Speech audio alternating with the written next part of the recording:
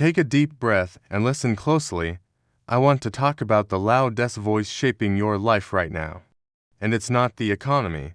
It's not your boss, your partner, or your past. It's not even the people who told you that you couldn't do it. The loudest, most powerful voice is the story you repeat to yourself when no one else is around. You know the one. The story about why you can't, the story about why you're too old, or too young, or why it's just too late to start. The story about how everyone else seems to have it easier, how they got the lucky breaks you never did. And here's a truth that can be tough to swallow. Your life will never, ever rise above the story you believe about yourself. Think about it. Every single person on this planet lives inside a narrative. For some people, that inner story is a source of fuel. They tell themselves, I'm capable of figuring this out. I can adapt to whatever comes my way. I will find a way, or I will make one. They see challenges as opportunities to grow stronger. But for others, that inner narrative is a cage. They repeat stories like, I'm just unlucky. I'm so far behind everyone else. This is just how my life is, and I can't change it. Both of these stories feel incredibly real to the person telling them. But only one of them builds momentum. Only one of them opens up a future filled with possibility. Your mind is a powerful tool, but it doesn't argue with the story you feed it. Instead, it works tirelessly to find evidence to prove that your story is true. If you tell yourself you're unlucky, your brain will highlight every red light, every missed opportunity, every minor setback to confirm that belief. If you tell yourself you're a problem solver, your brain will focus on solutions, resources, and your own hidden strengths. So, if you want to change your life, you don't start by changing your circumstances. You start by changing the story. When the story changes, your behavior follows, almost automatically. It's not about needing a new life. It's about needing a new interpretation of the one you have. Imagine two people who go through the exact same struggle. Maybe they lose a job, or a relationship ends. One person says, "This broke me. I'll never recover." The other says, "This was incredibly hard, but it built me.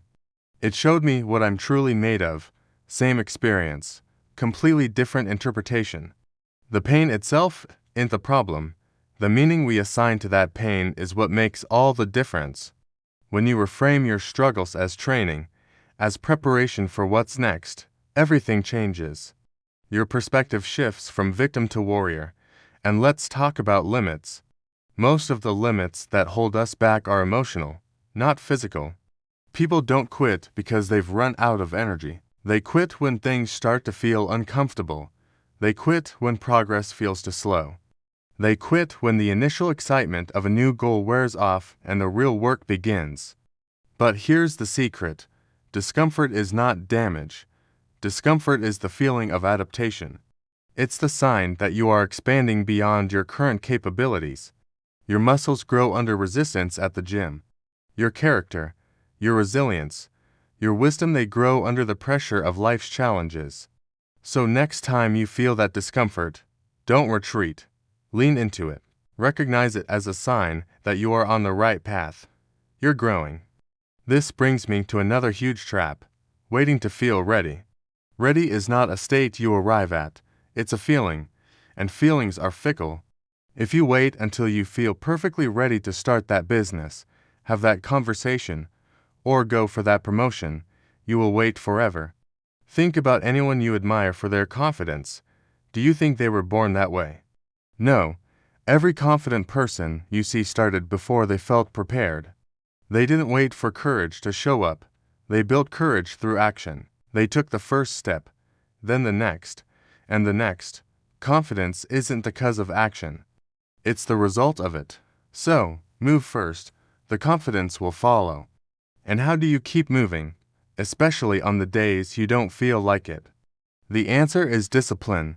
So many people see discipline as a punishment, a form of restriction. But that's a complete misunderstanding. Discipline is not about restriction. It's about protection. Discipline protects your time from the endless scroll of distraction.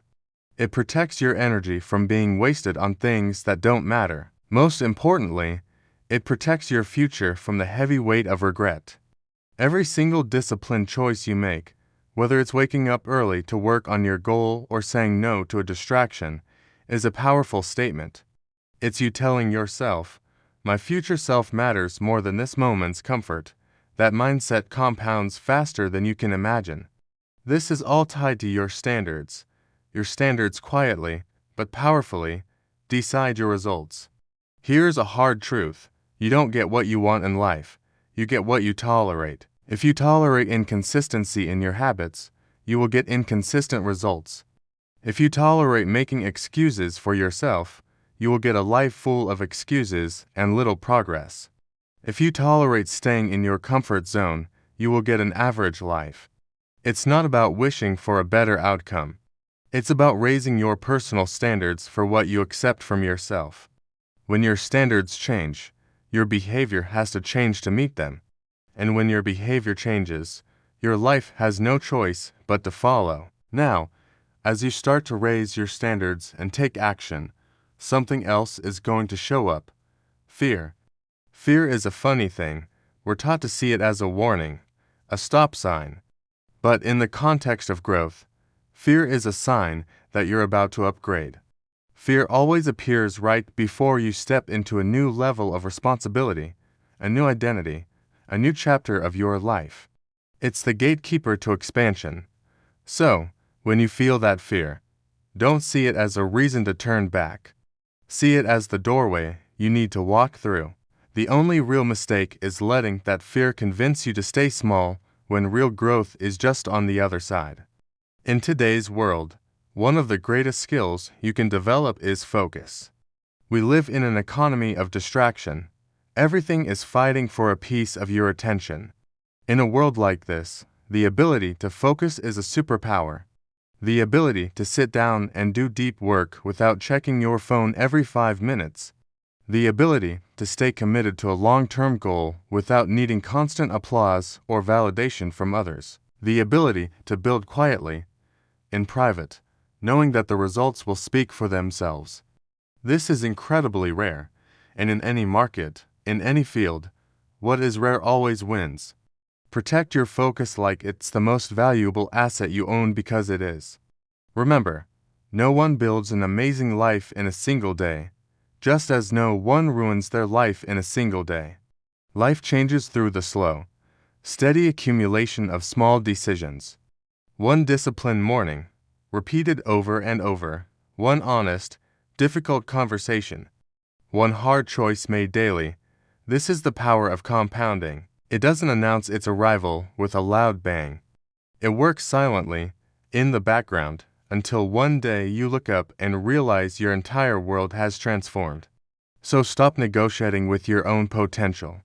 We all do it. The negotiation sounds so reasonable. I'll just start tomorrow. It's been a long week. I'll skip my workout today. I deserve a break. But comfort always wins those negotiations. Your potential doesn't require compromise. It requires commitment. Choose commitment over comfort. And that past you keep looking back on, all the setbacks, the losses, the failures, that wasn't a life sentence. It wasn't permission to quit, it was preparation. Every single setback sharpened your awareness. Every loss built your resilience. Every failure taught you a lesson in precision you couldn't have learned any other way. You are not behind, you are uniquely equipped. Now it's time to use what you've learned. I want to leave you with this final, liberating thought. No one is coming. No one is coming to save you. No one is coming to force you to be disciplined. No one is coming to believe in your dream for you. At first, that might sound terrifying, but it's actually the most freeing realization you can have. It means the power is already yours. It has been all along. The moment you stop waiting for someone else is the moment you start truly leading your own life. You are so much stronger than the story you've been telling yourself. Change the story, raise your standards, change your actions, and then just watch how your life responds. Thanks for watching. If this resonated with you, consider subscribing for more.